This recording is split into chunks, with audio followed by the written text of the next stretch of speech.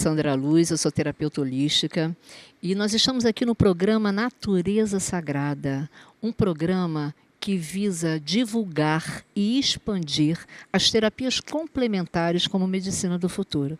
Então vocês vão ver muita coisa legal, nós vamos falar sobre várias terapias, nós vamos esclarecer muitas terapias.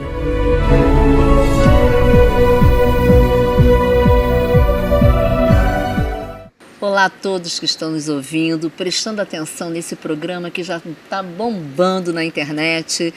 Hoje nós temos aqui um assunto super especial nesse programa Natureza Sagrada de hoje. Nós vamos conversar sobre uma coisa interessante. Vamos falar sobre a nossa orelha. E a nossa orelha tem um tratamento, tem uma terapia e tem uma pessoa especial conosco que vai vir falar exatamente como é que a gente trabalha com essa terapia chamada terapia auricular, auriculoterapia. O nome dele? Carlos Alexandre Pereira. Tudo bem, Carlos? Tudo bem. Que legal. Olha, muito prazer você estar aqui com a gente, não só com a gente no programa, mas ele agora faz parte do circuito terapêutico social do Natureza Sagrada, trabalhando com a auriculoterapia. Isso. E a auriculoterapia é uma coisa muito interessante, uma terapia muito interessante. E ela vem em todos os pontos da orelha. É isso mesmo, Carlos? É verdade. E a base da auriculoterapia é a reflexologia. Ah, sim. A reflexologia, ela ensina que existem partes no nosso corpo que podem ser utilizadas tanto para o diagnóstico quanto para o tratamento de qualquer questão física ou emocional que acontece em todo o nosso sistema. Sim. A orelha, os pés, as mãos, a língua, a face, todas elas são áreas que contêm o micromapa do nosso organismo. Então a auriculoterapia, ela traz esse conhecimento de que existem pontos na orelha que podem ser trabalhados para trazer o equilíbrio energético, para trabalhar as nossas questões emocionais e também os problemas de saúde física. Que interessante. E você quando a gente estava conversando antes de começar o programa, você falou que a auriculoterapia existem com várias escolas. Eu achei isso fantástico. Inclusive a brasileira escolas. Que me pegou assim desprevenida, isso, né? Existe uma escola brasileira. Sim. Na verdade, o uso da orelha, de alguns pontos na orelha para a terapia é muito antigo. Egípcios utilizavam, sim. Os gregos, romanos, os indianos, todos eles utilizavam de alguma terapia que envolvia ou a manipulação, ou a sangria, ou a cauterização de pontos na orelha para diferentes fins, para diferentes questões. Sim. E com o passar do tempo, esse uso foi sendo trazido para o tempo mais moderno e chegou até alguns estudiosos da França que tiveram muito interesse, principalmente o Paul Noguet, que foi o pai da auriculoterapia francesa, e que começou a estudar mais quais eram aqueles pontos, para que eles serviriam, se existiam outras finalidades para aqueles pontos, que era principalmente para tratamento da dor ciática. Sim. E ele fez alguns sucessos, teve alguns insucessos, até que ele descobriu que a nossa orelha, ela continha representação do nosso corpo no formato de um feto invertido. Foi a partir do momento que ele descobriu essa representação do feto invertido que foi possível descrever outros pontos e a finalidade de cada um desses pontos, e outros estudos foram sendo realizados tanto por ele, tanto na França, quanto em outros lugares. Os chineses também eles estavam querendo desenvolver outras formas de trabalhar com a acupuntura, de simplificar a acupuntura, outras possibilidades de trabalhar com acupuntura. Então eles tomaram esse conhecimento que eles já sabiam de alguns pontos da orelha, porque eles também utilizavam sangrias, por exemplo, em alguns pontos, com esse estudo do Paul Noguet da França, e eles começaram a desenvolver um sistema de auriculoterapia que era muitas vezes associado com a acupuntura. Então a utilização das agulhas na auriculoterapia vem muito dos estudos dos chineses. Então o tradicional, a auriculoterapia tradicional vem dos chineses e depois já desenvolvida, quer dizer, ela vem de civilizações antigas, Civilizações né? muito antigas, que trabalhavam de Sim. diferentes formas, cauterização, sangria, com agulhas. Sim.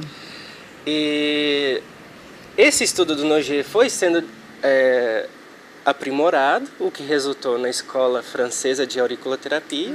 E o estudo do chinês também foi aprimorado e resultou na escola chinesa de auriculoterapia. Sim. Outras escolas também existem, como por exemplo a brasileira. A francesa e a chinesa são as mais comuns. Sim. E a brasileira, ela agrega alguns elementos da auriculoterapia francesa com alguns elementos da auriculoterapia chinesa, e desenvolvendo uma teoria especial, que é a proposta da Escola Brasileira de Auriculoterapia.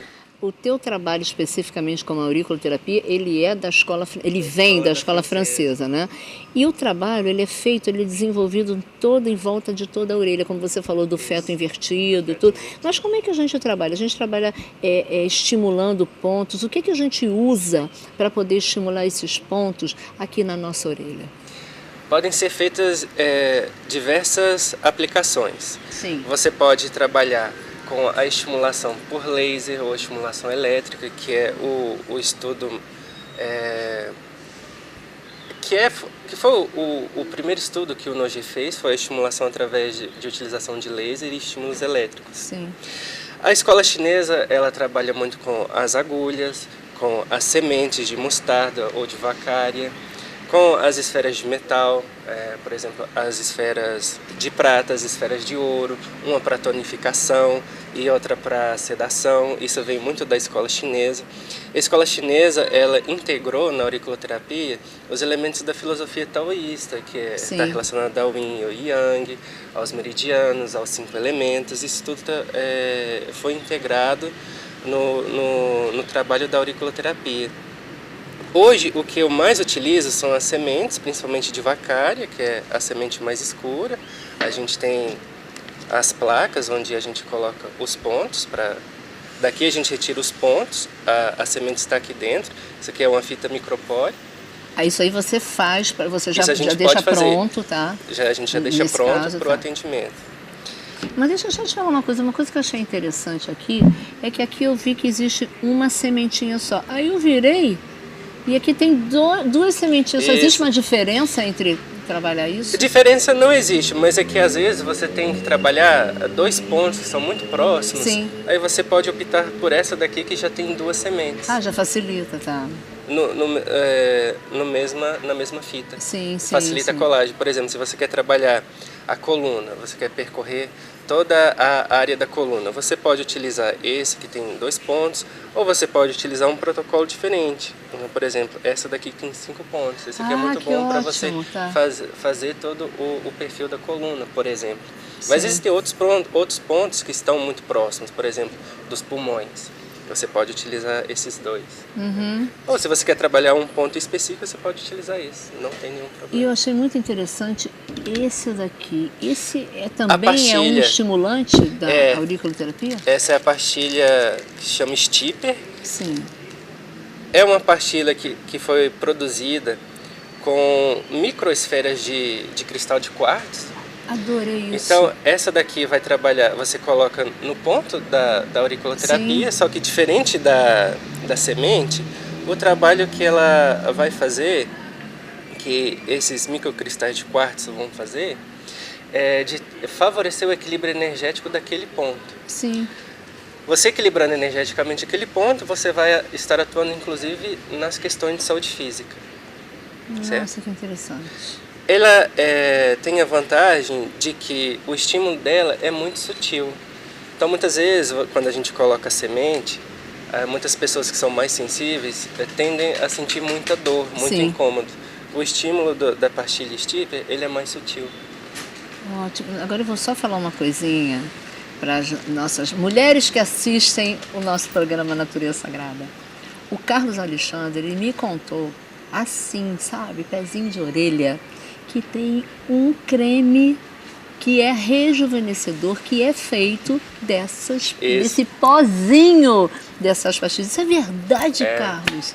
É muito recente essa terapia com o Stipper, mas além das pastilhas para a auriculoterapia. Existem algumas pastilhas maiores para você trabalhar em outras áreas do corpo, por exemplo, alguns pontos específicos de acupuntura. Sim. Você pode trabalhar com essas pastilhas maiores do stipper, mas também existe o stipper em creme, que é utilizado principalmente para tratamento de pele e tratamento de rejuvenescimento. Isso é muito abençoado, Carlos. Mas agora você também trouxe para a gente um aparelho que parece que é um aparelho de cromoterapia, que também é trabalhado... É um aparelho de cromoterapia, sim.